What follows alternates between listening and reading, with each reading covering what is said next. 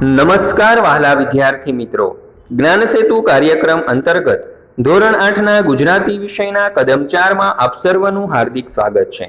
પ્રશ્ન નંબર 1, બે ખાનાનો પરિગ્રહ એકમના પાના નંબર 20 પર આપેલ ચિત્રનું વર્ણન કરો। બે ખાનાનો પરિગ્રહ પાઠમાં પાના નંબર 20 પર એક ટ્રેન અને ટ્રેનના પ્લેટફોર્મનું ચિત્ર આપવામાં આવેલું છે। આ ચિત્રોમાં ઘણા મુસાફરો પોતાની યાત્રાની તૈયારી કરી રહ્યા છે તથા ઉભેલી ટ્રેનમાં ઘણા લોકો ડબ્બામાં બેઠા છે અને ઘણા લોકો ટ્રેનમાં ડબ્બાની ઉપર પણ બેઠેલા છે। એનું કારણ ટ્રેનમાં જગ્યા ન હોય તે પણ એક કારણ હોઈ શકે। પ્લેટફોર્મ પર ઘણા ફેરિયાઓ પોતાની વસ્તુઓ વેચી રહ્યા છે, જ્યારે ઘણા કુલીઓ ઘણા મુસાફરોનો સામાન એક ડબ્બામાંથી બીજા ડબ્બામાં મૂકી રહ્યા છે। પ્રશ્ન નંબર 2, આપેલા ફકરાને આધારે પ્રશ્નોના જવાબ આપો। તો અહીં આપણને એક ફકરો આપેલો છે, તેના પરથી કેટલાક પ્રશ્નો જોઈએ। કોણે કોને પોતાનું પરાક્રમ કહ્યું? તો ગાંધી બાપુએ સ્ટેશન માસ્તરને મનુબહેનનું પરાક્રમ કહ્યું। બીજું, હવે મારે અને એણે બંનેએ પ્રાયશ્ચિત કરવું રહ્યું। અહીં એણે એટલે કોણ? અહીં એણે એટલે કે મનુબહેન। ત્યાર પછી જોઈએ ત્રીજું, મારી કેળવણી અધૂરી હશે એવું બાપુને કેમ લાગ્યું? કારણ કે મનુબહેનને 2 ડબ્બા બુક કર્યા હતા, એટલા માટે ગાંધી બાપુને એવું લાગે છે કે મારી કેળવણી અધૂરી હશે। પ્રશ્ન નંબર 3, નીચેના પ્રશ્નોના જવાબ આપો। પહેલો સવાલ, આંધળો પ્રેમ તે આનું નામ એવું બાપુને શાના આધારે લાગ્યું? ઉત્તર, જ્યારે મનુબહેનને 2 ડબ્બા પસંદ કર્યા અને બાપુએ તેને બીજા ડબ્બા વિશે પૂછ્યું, ત્યારે મનુબહેન કહે છે કે અહીં જ દૂધ ગરમ કરવું અને અહીં જ સ્ટવ રાખવું તથા અહીં જ વાસણ સાફ કરું તો આપને મુશ્કેલી થાત, માટે મેં બીજો ડબ્બો પસંદ કર્યો। ત્યારે ગાંધીજી કહે છે, કેટલો લૂલો બચાવ છે, કેટલો આંધળો પ્રેમ છે। બીજું, સ્ટેશન માસ્તરે બાપુની કઈ વાત માનવી પડી? ઉત્તર, જે મનુબહેને વધારાનો એક ડબ્બો પસંદ કર્યો હતો તે પણ લોકોને બેસવા માટે આપી દેવાની વાત અંતે એ સ્ટેશન માસ્તરે માનવી પડી। ત્રીજો સવાલ, મનુબહેનની કસોટી શું હતી? ગાંધીજીએ વાઇસરોયને મળવા માટે દિલ્હી જવાનું હતું, ત્યારે એમની સાથે મનુબહેનને પણ જવાનું હતું, તો ગાંધીજીએ મનુબહેનને ડબ્બો પસંદ કરવા માટે કહ્યું, અને ડબ્બો પણ કેવો કે નાનામાં નાનો વર્ગ 3નો તથા ઓછામાં ઓછા સામાન સાથેનો ડબ્બો હોવો જોઈએ। આ મનુબહેન માટે ડબ્બો પસંદ કરવો એ કસોટીની વાત હતી।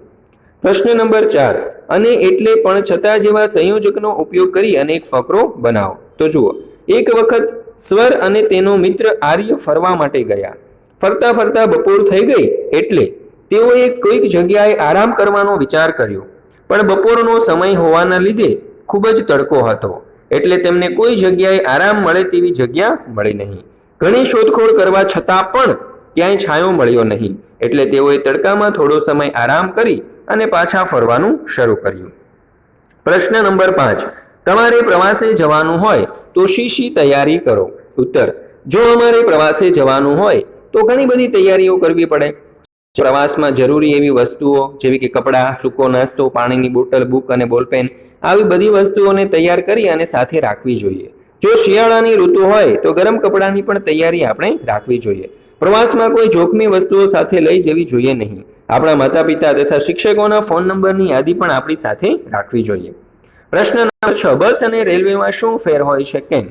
ઉત્તર, બસ રોડ ઉપર ચાલે છે જ્યારે ટ્રેન પાટા પર ચાલે છે। બસમાં થોડા લોકો બેસી શકે છે જ્યારે ટ્રેનમાં વધુ લોકો બેસી શકે છે। બસમાં મુસાફરીની ટિકિટ વધુ હોય છે જ્યારે ટ્રેનમાં મુસાફરીની ટિકિટ ઓછી હોય છે।